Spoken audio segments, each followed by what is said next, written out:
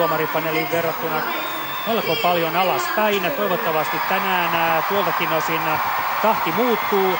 Siihen on paljon sanottavaa tällä ryhmällä. Nimittäin nyt vuoroon tulee lyhytohjelman jälkeen kilpailussa kolmantena oleva suomalaisjoukkue Suomen kakkonen Marigold Ice Unity, Helsingin luistelijoiden edustusryhmä, jota valmentaa Anu Jääskeläinen.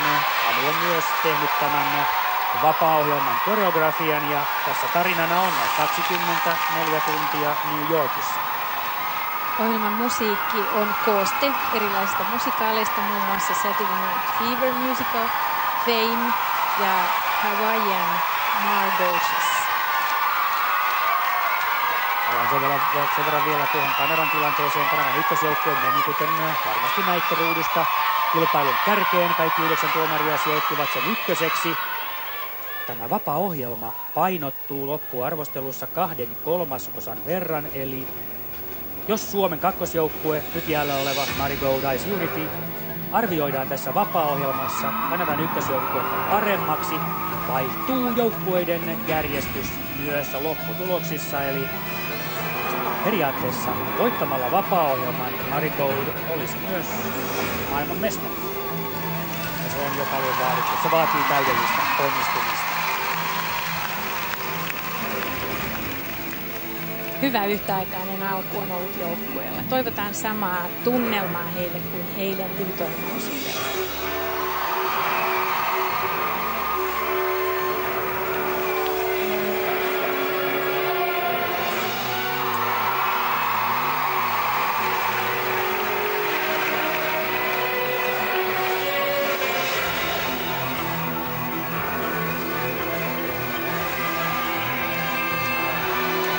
Harmillinen kaatuminen tulee ja tuo kyllä tulee näkymään totta kai tuomareiden pisteissä.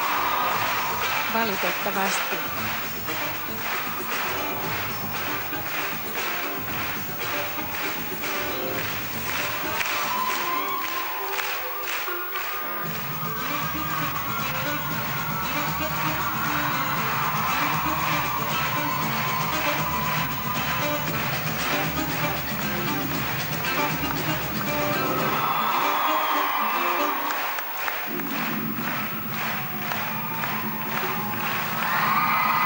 Hyvä vauhtinen läpimeno aivan nappiin.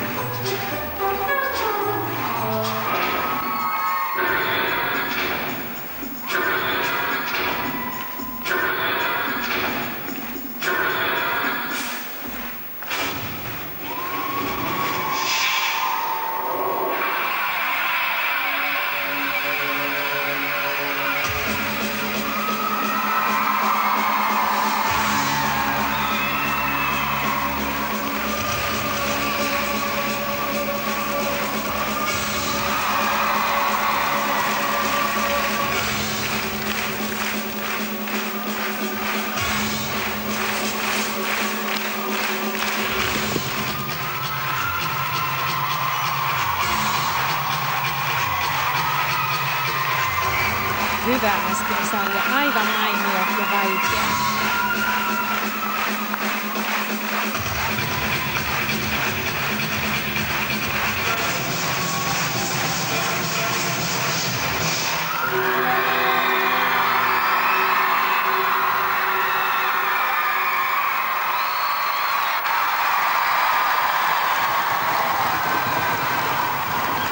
Yleisö täällä Helsingin hallissa osoittaa suosiota osin seisaltaan ja syystäkin. Suomen liput liehuvat komeasti. Helsingin luistelijoiden Marigold Ice Unity Suomi 2 selviytyi vapaa-ohjelmastaan mielestäni erittäin hyvin.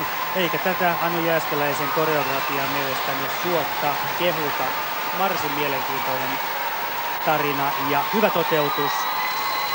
Paljon parempaan ei varmasti olisi ollut varaa. Yksi pieni kompurointi, joka tietysti on sitten sellainen, joka antaa tuomaristolle sen mahdollisuuden. Harmin paikka, että annettiin tuo mahdollisuus. Olisin niin toivonut, että virheettömyys olisi juuri ollut heidän valttinsa molemmissa ohjelmissa. Siinähän he ylsivät lyhytohjelmaosuudella lähestulkoon.